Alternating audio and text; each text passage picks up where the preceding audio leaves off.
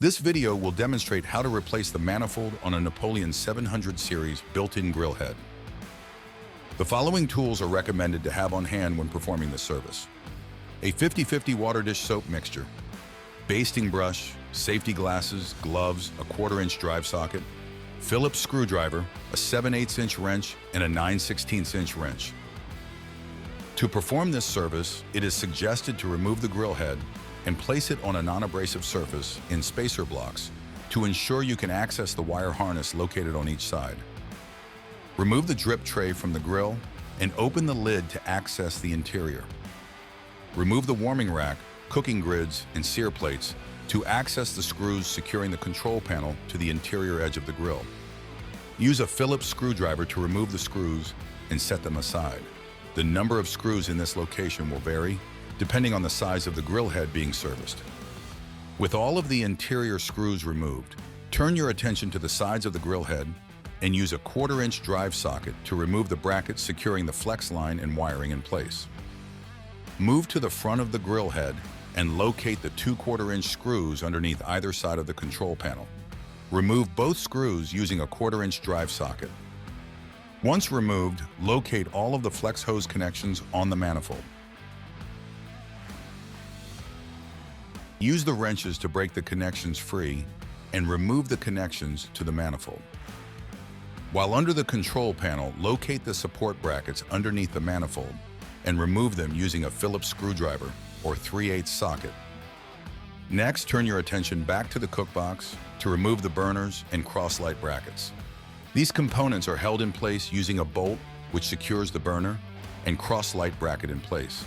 The bolt can be loosened using a Phillips screwdriver or 3/8-inch socket, which will allow the removal of the cross-light bracket before removing the burner.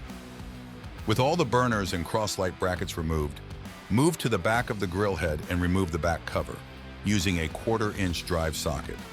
Once removed, disconnect the Molex on both ends of the wire harness, which lead to the hood lights. Then feed the wire harness through the sides of the grill head to allow them to move freely. Tilt the bottom of the grill head upward, then lift the entire control panel to free it from the grill head. Place it on a non-abrasive surface and remove all of the control knobs. On the bezel, locate the screw on the left-hand side and remove it using a Phillips screwdriver. Lift the bezel off of the control panel and carefully unplug it from the wire connector. Repeat these steps for all of the bezels on the control panel.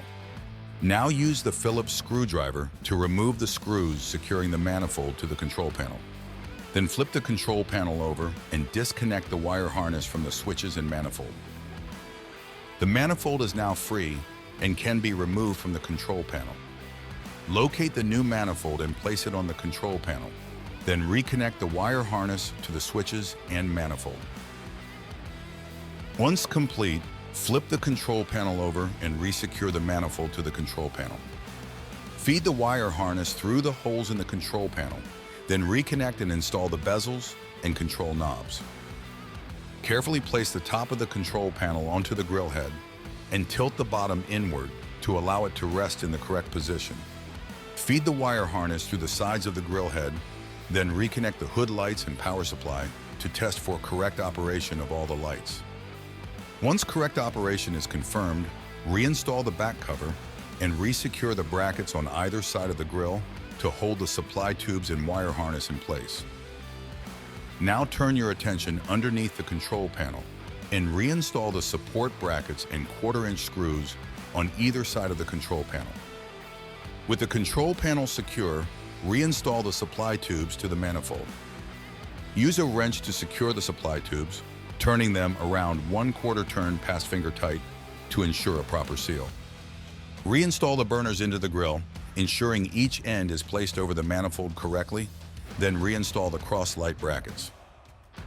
Next, reinstall the screws along the inside of the control panel to secure it in place, then reinstall the sear plates, cooking grids, and warming rack. Create a mixture that's 50% water and 50% dish soap, then connect the grill head to a fuel source to complete a leak test. Turn on the fuel and use a basting brush to apply the mixture to all of the gas connections. Look for bubbles forming at each connection, which would indicate a leak, and tighten the connection as needed. Lastly, install the drip tray underneath the grill and ensure it is operating as intended before leaving it with the customer. Find this video helpful?